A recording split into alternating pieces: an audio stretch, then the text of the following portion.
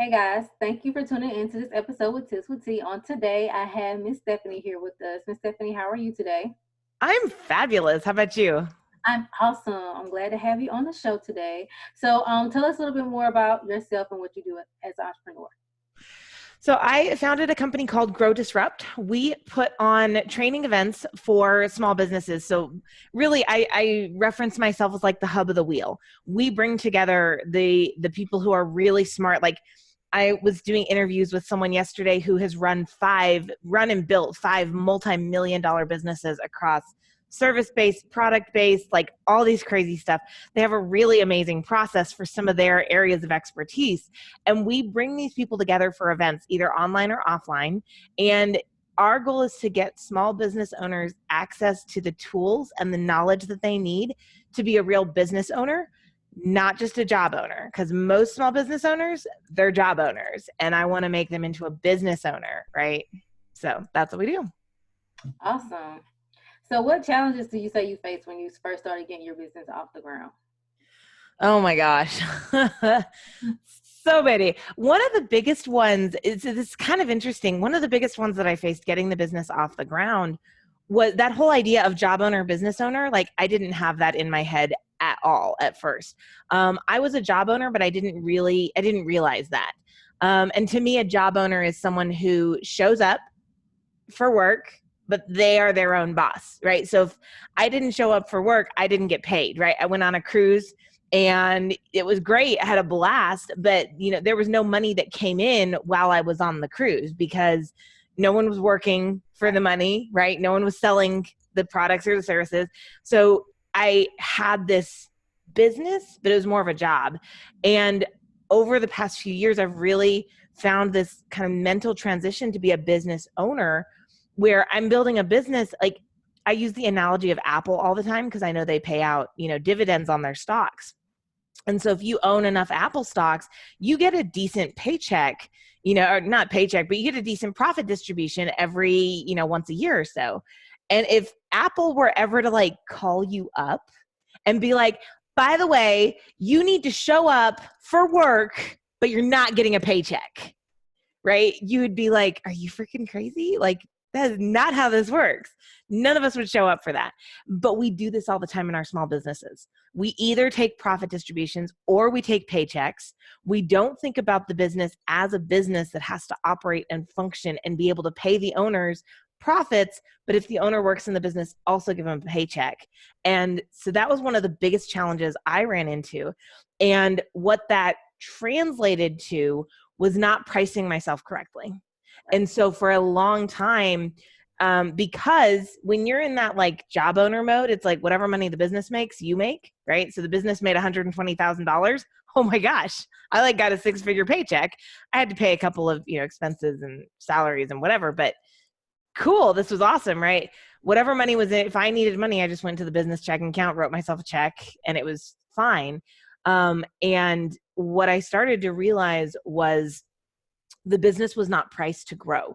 So the business was not priced for me to ever actually, like I could not replace myself at a fair market rate. And the business wasn't priced to ever replace me the way we were doing it. And that was a huge issue. And it created a lot of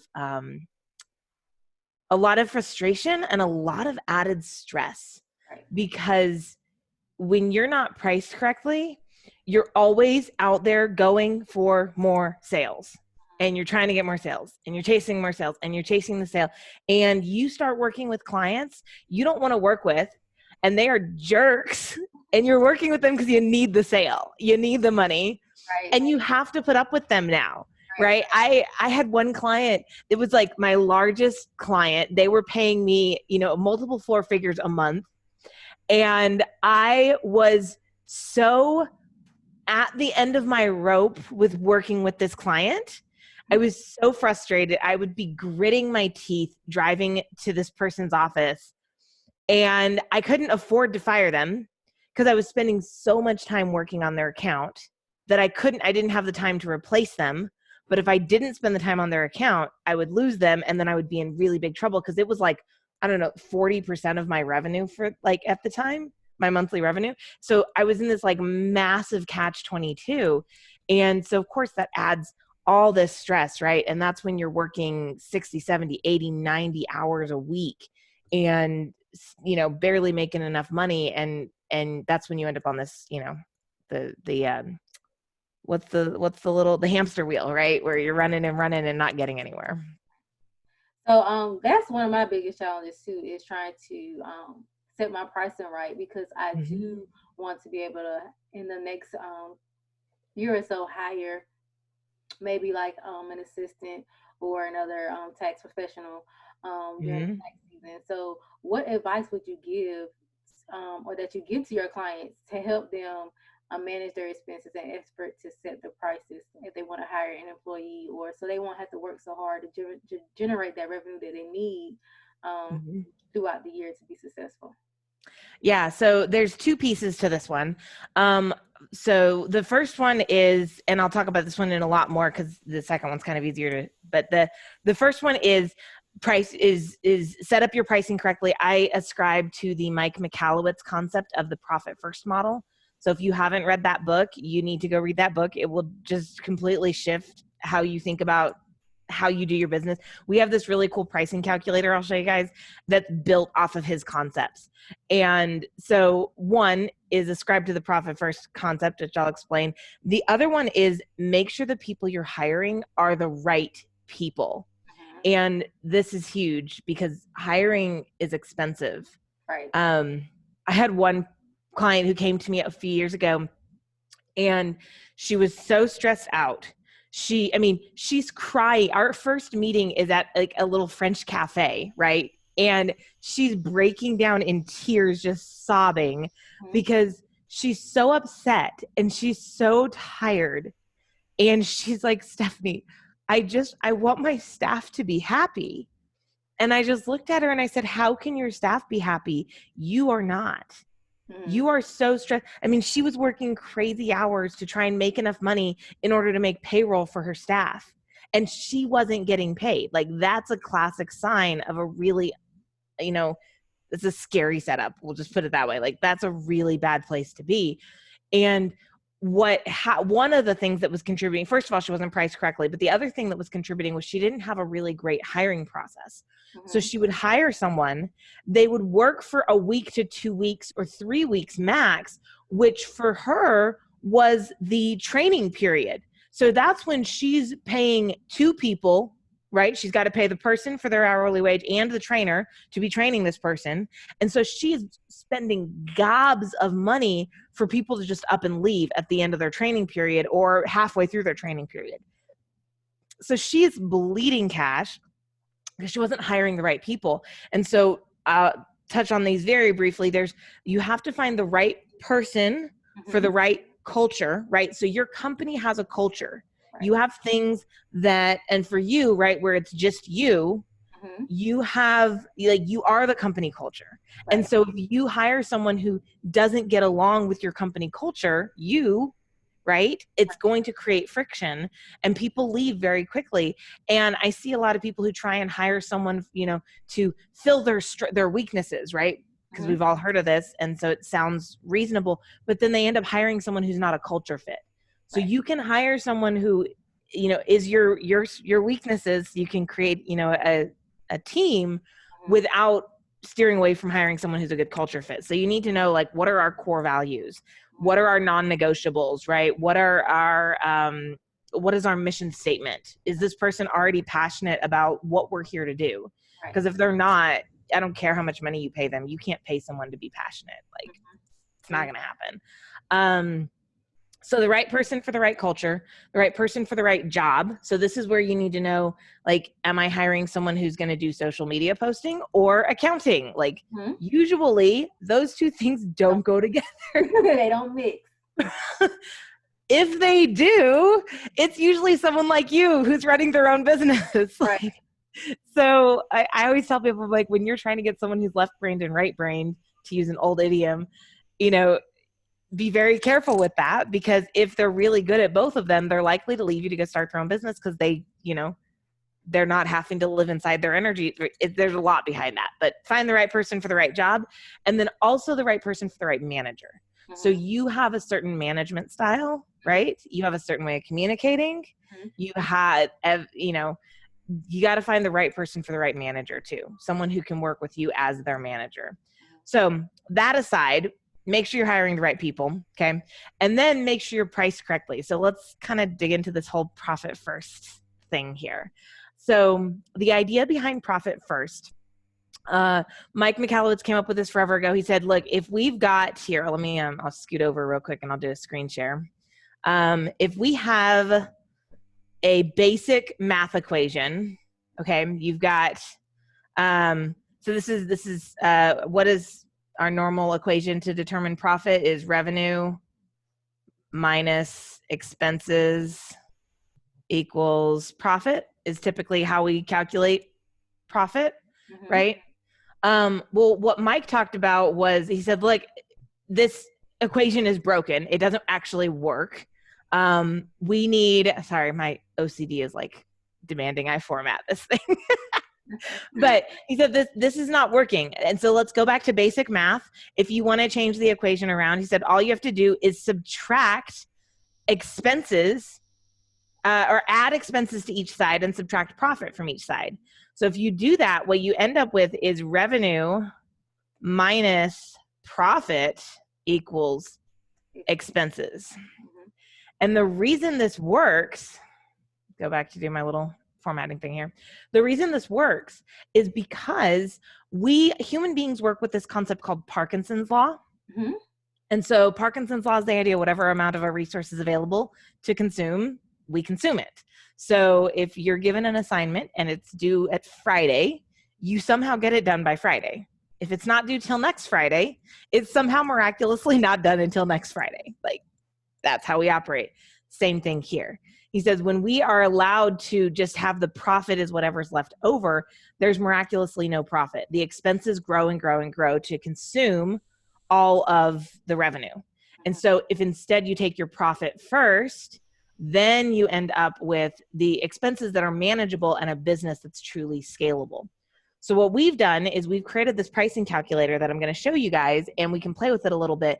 I do want to clarify, this pricing calculator is not a substitute for common sense. Like, so, add some common sense to this too. If you're sitting here saying, okay, I have to price myself astronomically high in order to have the right profit margins, then you should probably look into that. And so yeah, we'll leave it at that one.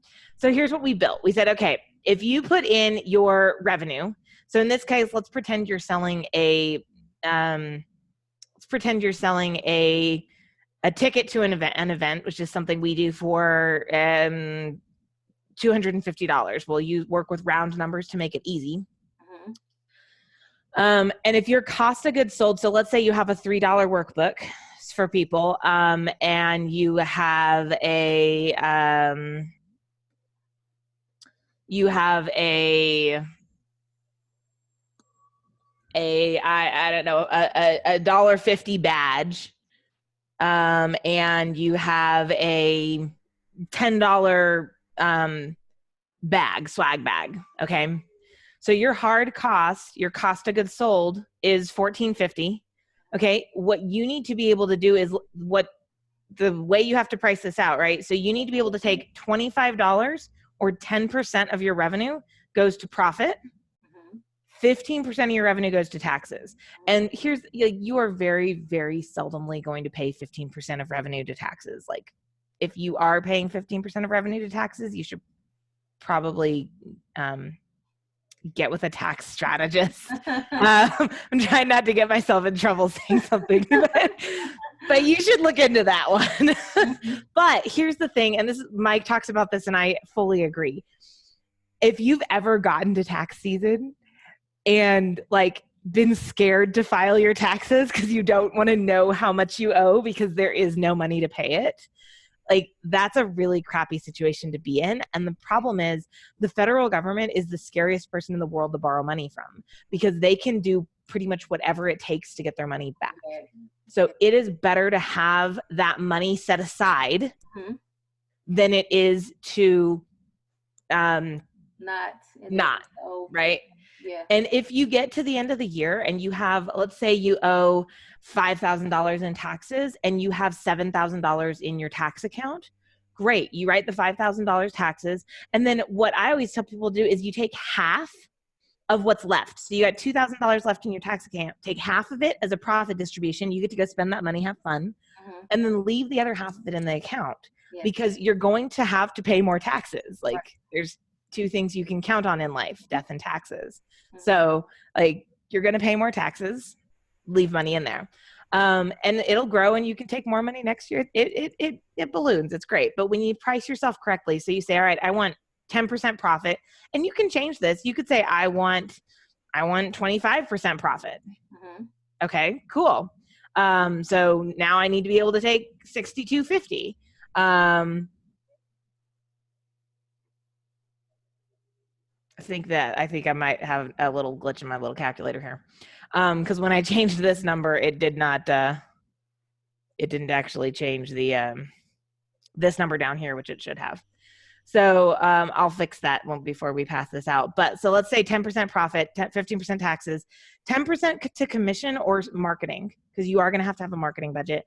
And then what I tell people, if you can't deliver on this, so let's say you're selling a service package, you need to be able to deliver on this service package, this $250 service package, for half of this payroll wise, right? So I need to be able to pay someone only 148 divided by 2, $74 maximum to be able to fulfill on this package for me, because the rest of that money is going to go into other operating expenses. You have other expenses as you grow your business. So this is how we get all of our, every single package we put together, everything we do gets priced out based on here. Is this bottom number, this operating expenses number, enough to cover our expenses, to cover our costs? And that's pretty basically it. This starts to get you thinking. One of the things I love about this is it starts to get you thinking about, I'm taking a profit distribution, and I'm taking a paycheck, right? So if I deliver, let's say this was a coaching package, right? If I deliver on this package, I get $25 in profit, $25 in commission if I'm the one who sold it, and $74 for fulfilling on this package. So now I get 25 plus 25 plus 74. I make $124 out of that. That's great. And it starts to just shift how you think about the money that comes in, the money that goes out, where it's going. And it allows you to start to realize I could still make $50 and not do a darn thing if I find the right person to do the fulfillment for me. I like that setup a lot more. Yeah, it's awesome. But so give us an example if someone wants to do it like at an hourly rate. An hourly rate. Okay. Yes, let's do that. So let's say you're billing $40 an hour. That means your cost of goods sold. I just figured out what my issue here is. It's 100 minus this, minus this, minus this. Yep. Or not. I'll figure that one out. But all right. So we'll do this. Keep going. $45 revenue. Let's say your cost of goods sold is 0, because it's just an hourly rate. You're just paying people to do this. So you're still going to take $4.50 profit. $6.75 is going to go into your tax account. Commission is going to be $4.50. And then what that leaves you with is $29.25 for operating expenses, which means, like I said, you really only want to be paying at most half of this to an employee to do the work for you. So $29.25 divided by 2 means that you can pay someone $14 and roughly 63 cents to do fulfillment for you on this. Okay, cool. Yeah. And so this is really important. With my team, I make sure that they know these calculators, these price trackers, so that they can see, because if they're sitting here going, whoa, you billed that person $125 and I got paid 15, Stephanie, what the heck? Right? Or 20 or whatever, right? I don't want them to think I'm trying to take advantage of them, but I want them to know, you know what, hey, keep in mind, there's other operating expenses, right? I have to pay a credit card processing fee. I have to pay, taxes on your paycheck. You get $14. It costs me like $16 to $18 to pay you 14. Like, this is not, so it helps them understand. And what that does is it eliminates that issue a lot of people run into, where you end up with an employee who starts to feel jaded and taken advantage of. And they start to sit here and go, well, I could do what the boss does for, and I could make $45 an hour instead of $15 an hour. So I'm going to go do my own business now. And so you start to lose good employees. I'm a big believer in transparency across the board. Yeah. So what advice would you give? Because, you know, some employees, they do have to go back and do their price increases because granted economy change, prices change, cost of living goes up. So what Right. advice would you give to your clients that, you know, have to deal with having their clients being difficult because of the slight price increase? So when you do this and you're going to clients, you're saying, all right, I've, been running the number. First of all, if you've been charging, like with the one client I was telling you about, she realized, like, when we ran the numbers, we were looking at this going, oh my gosh, like, she's actually, for every dollar that comes into the business, she's spending almost $1.10. Because she had some clients who were only paying $20 or $21 an hour, but she had a person working on that account that she was paying $25 an hour. Right. So now what she did, because she was like, oh my gosh, Stephanie, the issue was, she goes, these clients that are paying they're paying lower rates because they do so many hours of work each month. And so if I go to them, even if I raise them $1 or $2 an hour, I mean, it's a pretty big raise to them. Like, we're talking about, several $100s for raising them $1 an hour, $2 an hour. And I said, well, here's what you have to do then. You go to them and you say, hey, I have two options for you. First of all, the rate is going to have to go up, right? Because we were trying to move her rate to $40 an hour from 20, right? So you can't just double someone like that you're going to lose that client. And she couldn't afford to lose the client because she needed them to be paying for the employees. So I said, okay, so what we're going to do is you're going to raise the rate to, and I think we raised them to 27. And I said, you're going to give them an offer. You're going to say, look, we have to raise the rate. We haven't raised your rate in like 7 years. So we have to raise the rate. It's going to go up to at least 27. If you want this really smart lady who has been working on your account for 5 years to keep working on your account, it has to go up to 32. Which would you prefer? I can have Paula train a new person and we'll get a new person. Your accounts are going to be great, well taken care of at 27. Or if you really just want Paula, that's fine, but this is what it's going to cost. And so she gave them back some control, as opposed to a lot of times people just go to a client and they're like, here's what's happening. And it's kind of like a smack across the face. And it's that no one enjoys that. Like, no one gets happy when that happens. So giving them some options, saying, hey, first of all, let me explain, I have to raise the rate. It's been 5 years. It's been 3 years, cost has gone up across the board. I've seen, especially like in your case or in her case where she was doing bookkeeping, like she could see where the numbers were at. Right. And so she could go to them and say, look, because you have good financials every month, you've been able to make decisions over the past 5 years that have allowed you to increase the profit margins on your business, which has allowed you to grow your business. So we know this is valuable, but in order for me to keep doing this, we have two options. Either I go out of business and you have to find someone new, or we work together to make sure that this new rate doesn't kill you. And so when she made it about this, hey, we're in this together, we're building a conversation, it kind of eliminated the difficult client issues that she was really, really freaking out about. I think she only lost like 1 or 2 clients, which was really awesome. But let's say you do go and you do get a difficult client who starts pitching a fit. You're at that point going to have to make a decision, right? Do I give this person, tell them I'm going to work with you for 3 months, 5 months, and here's the new parameters. So instead of me giving you all of these hours, I'm only going to give you this many hours, and I'm going to go spend that time trying to find a new client at the new rate who's not going to be a problem child. Or you make the decision to say, you know what, I really appreciated your business and it just doesn't seem like we're a fit anymore. I'll set everything up so you can take it over and move on. And I wish you the best. But the thing to keep in mind with the difficult clients, I talk about this all the time. We have our most valuable resource is not money and it's not time, right? Which the second part is where people give me funny looks. They're like, I've always been told my most valuable resource is time. Like, your most valuable resource is energy. if you've ever had like an evening where you're just exhausted and you just couldn't do anything, right? You have time, but you have no energy to do anything. And so was that time truly valuable? Not really. So my argument is that your most valuable resource, especially as a business owner, is your energy. And where you put that energy needs to return dividends. So if you are putting your energy into the things that give you energy, that get you jazzed up and excited and really help you enjoy your life, it makes a massive difference in the results you're able to create in the business. Because what happens is you start attracting people to you who are attracted to that energy level, who get along with that, right? So now we have a culture fit. And so now I can get twice as much done because I've attracted someone to me who helps take on some of the stuff I don't love doing as much. So when you are dealing with a difficult client, the biggest issue is that the biggest issue is not the time, and the biggest issue is not the money. It's the energy.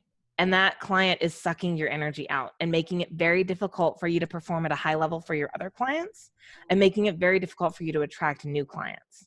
So when you're dealing with a difficult client, you have to make that. And I can't tell you, I don't believe we live in a world of dualities. It's all black, it's all white. Like, I'm never going to sit here and be like, no, you need to fire them now. You're going to have to make that decision. But if you make the decision to keep that client on board, you have to recognize the cost that is associated to that, and the realization that as long as you have that client that's sucking your energy away, you will struggle to really grow your business in a really aggressive way. You will. That's just how it works. So you are, like I said, you'll struggle to attract clients, you'll struggle to attract employees, and you're not going to get yourself out of the rut. So it's the decision you just have to make. Yeah. Well, that was very, very good information, because I know, you do have to encounter some clients that's like, oh, why my price got to go up? We've been doing this for years, but the cost of living has changed. And especially if you're trying to rebrand your business and you're investing in new software, and things of that nature. Because I know a lot of my tax clients, it was like, well, what? Whoa, my fee totally went up. I'm like, well, I invested into a new software. And the new software is costing me, so I have to include that cost into my pricing as well. If not, I'm not going to make any profit. I'm going to lose. And then Right. I start explaining that, and they'd be like, oh, okay, they get it. But, some clients are not very understanding, as most clients. Sometimes they're not. And those, that's when you just have to make the decision of like, all right, am I keeping this person around, or are we doing a out the door type of thing? Like, because I've had those clients and they're just like, well, I'm not paying the new rate. I'm like, okay, well, I guess, I'll help you find a new coach, or I'll help you find a new this or new whatever. But yeah. And usually if you explain it and you say, look, cost of living has gone up, we can prove the value to this. I've got this new software that allows me to do X, Y, and Z that I am going to use for all clients. This is not an option of, I don't want the new software, keep doing it the old way. Like, I'm going to use it for all my clients moving forward, which means your cost has to go up. Yes. And usually they're like, all right, I don't like it, but all right. Like, they usually get it. Well, thank you for your helpful tips on today. That was very informative to me, because I am looking to hire on an employee to take away doing the stuff that I don't really enjoy doing, because I want to be more hands-on with clients. Right. So how can people get in contact with you if they want to render your services? And I'm going to share my screen again. I am a social media fanatic. So I am all over, like Facebook is my go-to. So if you come and connect with me on Facebook, I'm posting pretty regularly on YouTube now, hang out on LinkedIn. If you want to chat with me, if you go to our company website, growdisrupt.com, and just fill out the form and just say, I heard Steph on Tips with Tay, I want to connect. My team is really good about getting you to me within like 24 hours. So if you want to connect, you have questions, you want to go into more detail, you want to try and get a copy of the calculator, I'm more than happy to make that available to people. So just, I'm here. That's awesome. And if you want to get in contact with me, my contact information is here on the screen. You can call me 910-317-0396.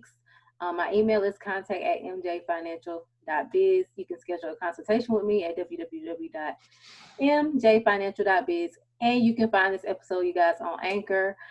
And I appreciate you, Miss Stephanie, for coming in on today.